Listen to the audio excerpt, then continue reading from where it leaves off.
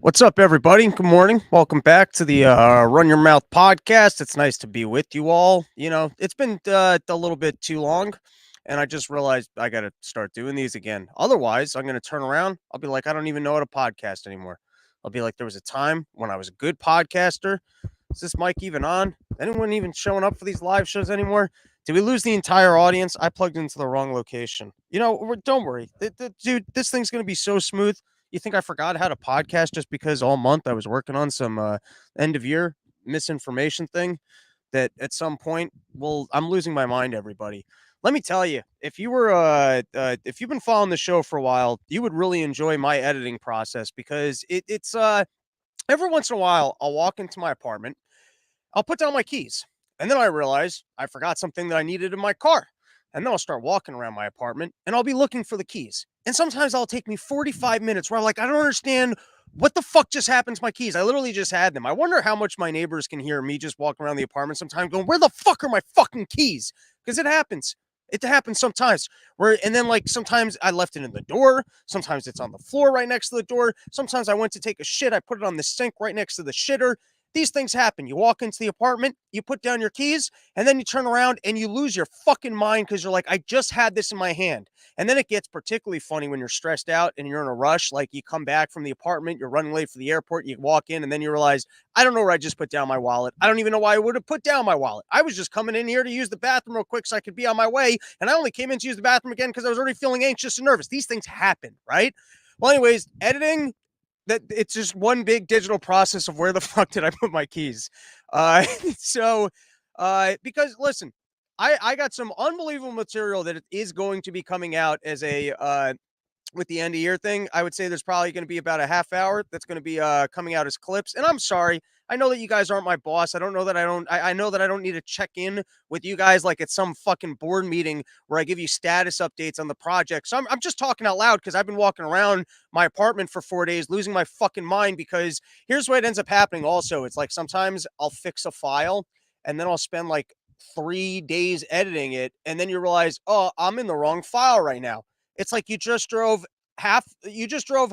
three, like, I mean, I could be what by Arizona in 3 days drive time. So imagine if you're trying to go to Arizona and then you went drove Nova Scotia twice. So that's where we're at. At the end of year recap is going to turn more into like middle of the year update on how 2022 went. So, at some point it will arrive and I hope you guys enjoy it because there's some good material in there that's relevant to right now and probably not by the time I get it out. But anyways, I like to sink my teeth into one project at once, and then I like to ignore every other aspect of life. And I realized I did that for the entire month of putting this together. And then so we just got to get back to life. Putting the end of year thing, it's going to be a weekend project where I've spoken to the professor. I've gotten myself an extension, and then I'll probably violate the terms of that extension, and then have to repeat the class. And then at some point, you handed the paper that you could have done 3 years ago and then not have to have told your parents that you graduated from college and while you still go. But listen, like I said, you guys aren't my boss. Do I need to explain these situations to you? Of course I don't. All right. So we're going to do a quick recap of some of the more recent titles.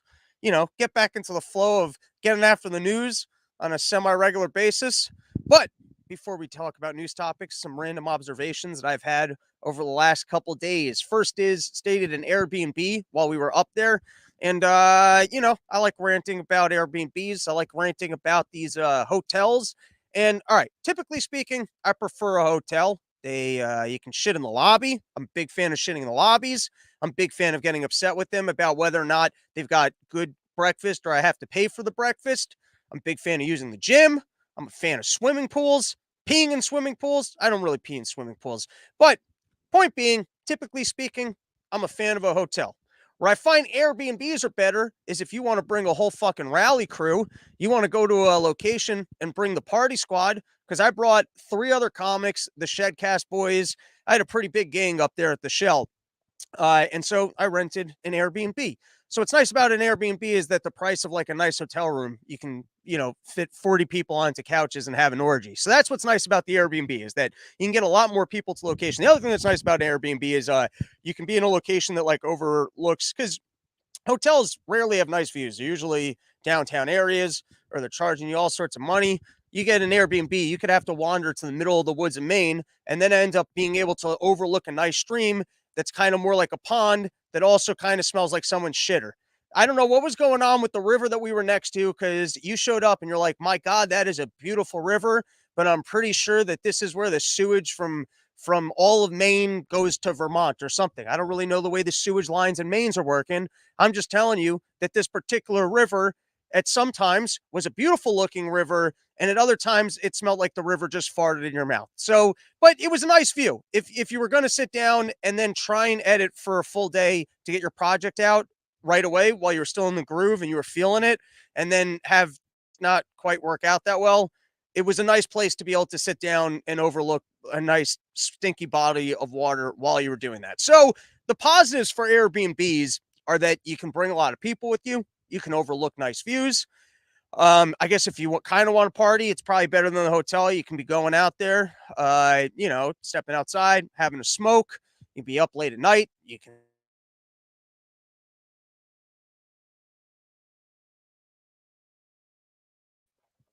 So there's some definite advantages. There are some disadvantages, and one is if you're like the guy who's got the Airbnb and you're going to rent me the Airbnb, you've made a business decision that you feel that you want the revenue of nights that you're not in your house, you're going to rent it out. We don't need to be friends. Like, you thought it was like weird when you get into like an Uber or a taxi, and sometimes you're in the mood, like, okay, I'll talk to this person. And then other times, like, you're kind of in a rush and you're like, I would much rather if you just drove and we didn't have to have full conversations. Now, you don't want to be a dick about it. And sometimes I'll sit down and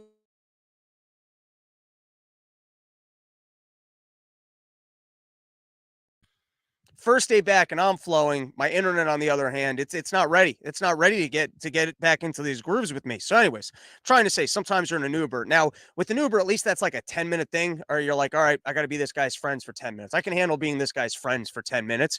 But when it comes to an Airbnb, I don't want to be your friend. I don't need it. Like, the worst part of going to a hotel is when they try and give you a tour of the hotel to tell you how the hotel works. I fucking get it. You got signs. I don't need an explanation about your hotel. And I certainly don't want to run down about how your house operates. I don't need to take an interview for whether or not I want to stay at your house. Just give me a price. I'll rent the fucking place and then we'll be done. And so this guy was like a little bit OCD, like right up front, like, hey, how a month ahead of time. He's like, when do you think you're showing up? And right away, I was like, man, this guy's fucking annoying. But then it was like, I don't know. I think after like 3 days, I couldn't even cancel. Like, just right away, I could tell that this guy was a little bit finicky and annoying. And I could just tell like he was oddly trying to keep tabs. It just seemed like he didn't feel comfortable actually renting his house, which then just don't do it. You know what I mean? Like, can you imagine an Uber driver before he picks you up, he calls you and he's like, "Hey, I just want to like let you know about the way that my back seat of my car works, and I want to explain door handles, and here's the way that you should open the door, and here's the side that I'd prefer you sit on, and I'm just curious if there was conversation that you wanted to make in the back seat, because I'll make preparations, and if you can make sure that you're wearing these style line, just don't fucking drive an Uber." You know what I mean? Like, just if that's not something you feel comfortable doing, don't fucking do it. And so in this case, the guy, all right, so I could just tell on the first day, he sends me a friendly text. Hey, I just wanted to check in. And I'm like, yeah, we're all set. Thank you, sir.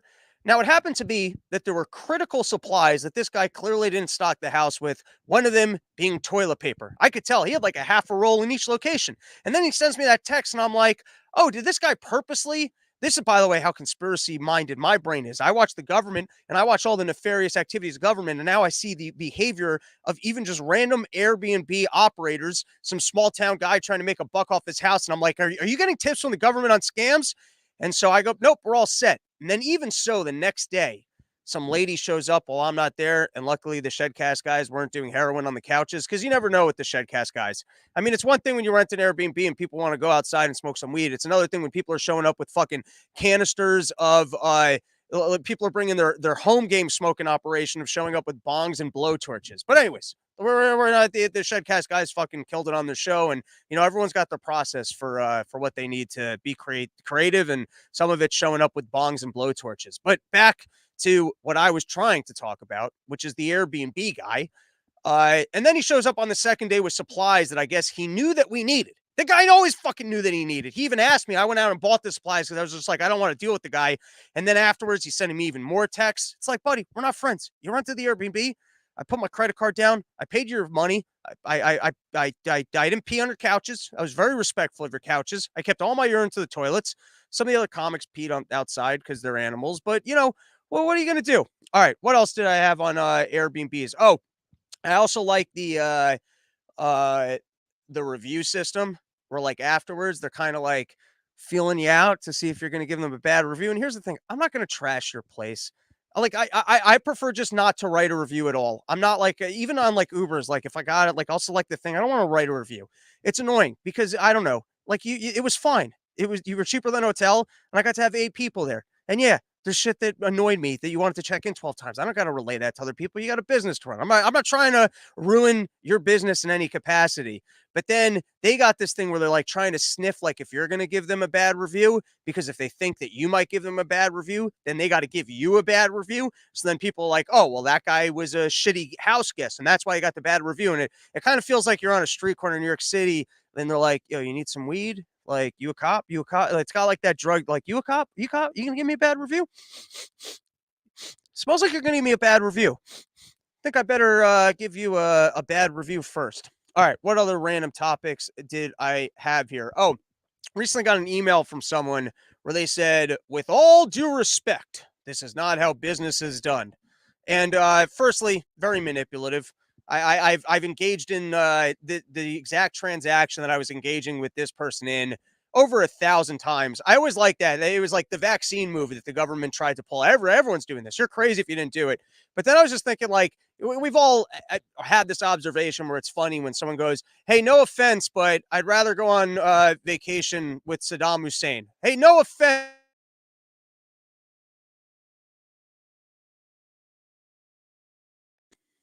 And then you just say the meanest thing about someone. Well, how many degrees worse is the line of uh what was I already forgot what the line even was. Oh yeah, with all due respect. With all due respect, I think you're absolutely retarded. Hey, with all due respect, I think that you're mentally incompetent. With all due respect, I don't think you understand how to engage in transactions. All right, moving on. I had some other random ones. Oh, dude, I'm getting back to sleeping on couches. That's my advice for all of you guys for 2022. For a long time, I wasn't sleeping on couches because you know what I did? I bought some crappy futon. And then for a little while, when I first bought this futon, I parked myself right in the middle of it and I'm watching TV, and you ended up with like a big old butt mold right in the middle of this couch.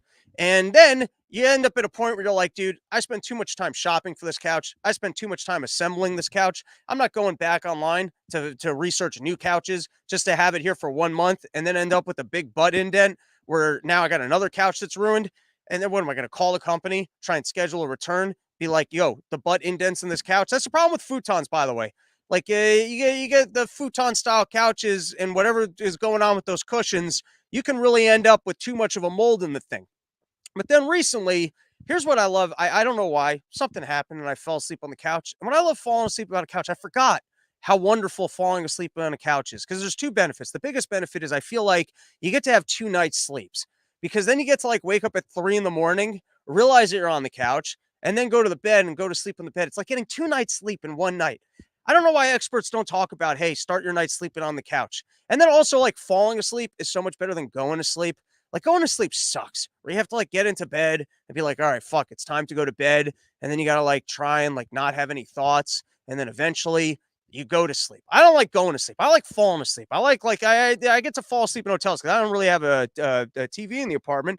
But then you get to channel surf, realize that nothing's on, eventually leave it on, some whatever, and then you fall asleep. It's a passive experience. I like falling asleep. But anyways, I'm back to couch sleeping because I realized I could flip the couch upside down. It's like the old P move, except for not having the butt indent. And that's the new thing. You fall asleep on the couch, wake up in the middle of the night, then you go to the bed. And then I also think strategically in my brain, I think I want to start just like breaking up my day with more naps. I think that's what I'm going to start doing is like less formal sleep, more going to sleep on the couch for a little bit and then waking up and getting to work. Because the best work that you do is at like 8 in the morning when you wake up and you just hop to it. But what if you can do that like 4 times throughout the day? Like you go to sleep and then at 3 in the morning you wake up and then you get 1 good hour of work and then you go back to bed and then you wake up at 8 and then you get like because that's really all that happens after sleep. What do you get? 1 good hour of work? Like I usually blow it yelling at you people and then that's it. What good work gets done after that? All right, I think I had two more two more random topics and then I promise you guys that we've got we have more topics. But here, let's see what's going on with you guys. Pulse Hex coming in, first show of 2023. Happy New Year's. Same to you. Jai McNannis. I don't know what kind of fucking name that is. This is an epic ramp, usually a podcast listening, first time live. Fucking hilarious. Much love from Australia. What's up, dude? DM, write your reviews in the voice of John Fetterman. Not sure what that means. Green Belt Glass Games. I love sleeping on my couch. There you go. We're gonna become couch sleeping enthusiasts. That's maybe what we'll do is we'll bring couches onto porches and really marry the things that we love. All right, that was a dumb thought. Moving on.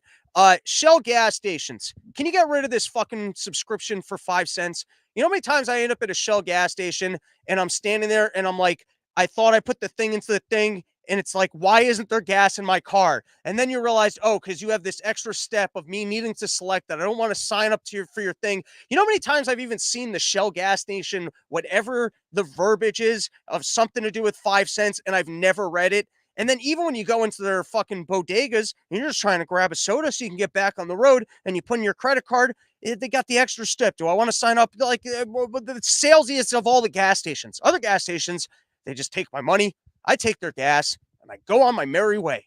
Shell gas stations, for some reason, they've got this added process where they ask you this question, and then you have to yell at the machine and then figure out, oh, they add an extra step here that I have to press no. And then I don't know why Shell gas station squeezy things, I'm sure that's not the term, are the seem to be the most finicky, where it's almost like it almost needs to be like fluffed up before it starts working. Almost works like a wiener where you got to like grip it a couple times. I guess it needs a little blood flow in there before it can get aroused and actually start filling up your car. Step it up, Shell gas station. All right, we had one more random topic, but I want to get into news. We'll come back to that one tomorrow. First is there was an article in the New York Post about this. They called him a depraved doctor, but apparently this guy, he drove his family off a cliff. And I mean, this guy actually went for it. How many times has a dude been, I will drive this car off a cliff right now? Like maybe that will get families to better respect. Hey, that guy's driving up there. I mean, what do you think they said to him right beforehand that he was like, that's it. That's it. There's a cliff right there. You better be careful. You're driving in a car. I mean, this might be the thing that gets families to act more in line. Like, is there some sort of a market incentive if more people start losing it? I don't know. These are things that I think about because the families back there, they're probably giving this guy a hard time. He's probably spent his entire year working his ass off just so he could have this nice moment with his family where they could be on the road and take this vacation. And then they're just being a bunch of fucks in the back. Maybe this will teach people, hey, by the way, this is a regret of mine because I look back, I'm now 35, 34, something in that range. I'm a single man. And like, I never really I mean, I guess I tour a lot doing comedy, which I now consider vacations. But I guess when I was working, I never formally take vacations. And I look back at the fact that as a kid, not really a kid, but more like teenager, you would do family vacations. And now I understand what the cost of that was. Whereas when you're like 12, 13, 14, you know what I mean? You're just on a family vacation. And I regret the fact that I used to have an attitude of just sitting in the back seat like, this sucks. Why do I have to be with my sisters? Why are we here? Like, can you imagine being, I can only imagine having been my dad where you're like, I just worked this entire year to have this week. Why am I on vacation with my kids? This was a mistake. I should have left them at the couch. I should have just locked them out of the house for the week and let them fend for themselves. So, I mean, don't drive your family off a cliff, but maybe in the in mass, it might teach people to behave themselves better in the back seats of cars. I'm just trying to find some positive in this story of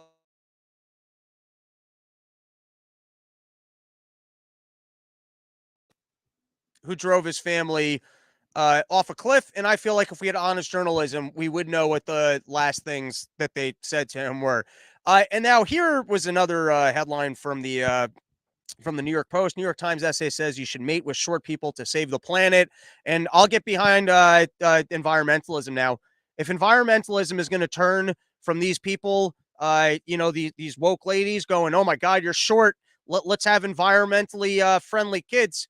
I could get into this. If we could make a new sales pitch where the tall people are the ones that are ruining our planet, I'll get behind this movement. I will become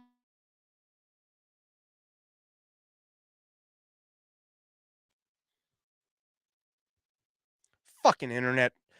All right, quick recap. Biggest stories the last couple of days. One, Republicans are airing themselves some dirty laundry. Here you are. You've had the Democrats. They've been running the show for a while. They've been pushing massive spending bills. They've been pushing we're on YouTube, but COVID things that maybe even Republicans or scientists might not love. I think that's vague enough. I think that's vague enough that even the YouTube censors, as we've just gone back to one of the channels for the first time. So we're going to keep some of these other topics for the end.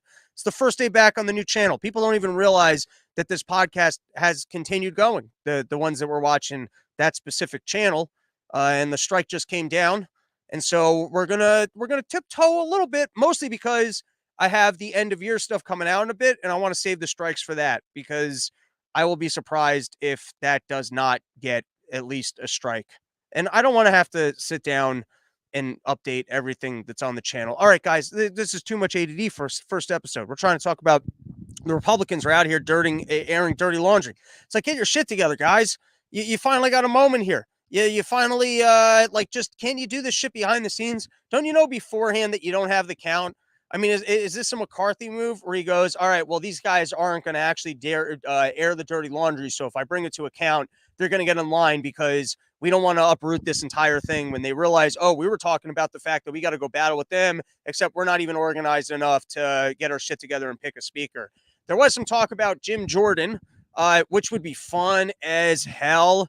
I mean, Jim Jordan, not as much fun since because he was particularly good on the Trump Russia collusion stuff. And then I will say he had a couple moments in terms of fighting back against government bureaucracies, making decisions as opposed to elected officials, and what exactly that process is that larger government institutions such as the CDC, I guess, can come up with rules instead of guidelines for elected officials to then vote upon. Now, that framing is not perfect because I think even most of the rules that were instituted were not directly from the CDC. They must have been coming from the White House or otherwise, based off of the recommendations. But the point I'm getting at is that Jim Jordan has definitely been someone who's been vocal and critical of individuals such as Fauci, and talking about that we need some accountability for some of the mistakes that were made in terms of the COVID response. And also, it would be particularly fun because he got thrown off of the January 6th commission because he was certainly going to take a look at Nancy Pelosi and some of the decisions that day not to have more security in the area. So he would just be a fun one. I mean, he handled the Russia Trump stuff better than anybody. He's particularly good at being a sharp thinker and grilling people when they get brought in front of the, into committees. And so that would be particularly fun because it is definitely his brand to go after deep state individuals and a lot of the kind of, well, I don't know how I'd best say it, but a lot of just like the lies of mainstream media. He's been a good person of shining a light on. So it would just be, he would be a fun individual in that post. Okay, now there was that moment the other day. We all saw the footage of that NFL player who collapsed on the field, and I think it's important for us who err on, hey, let's be critical thinkers, not to jump on it and go, okay, that's clearly an injury from things that government might have advised that people take. We're not going to be going on YouTube for more than the first parts of the show. I think we're gonna, you know what, we're even gonna come down from this channel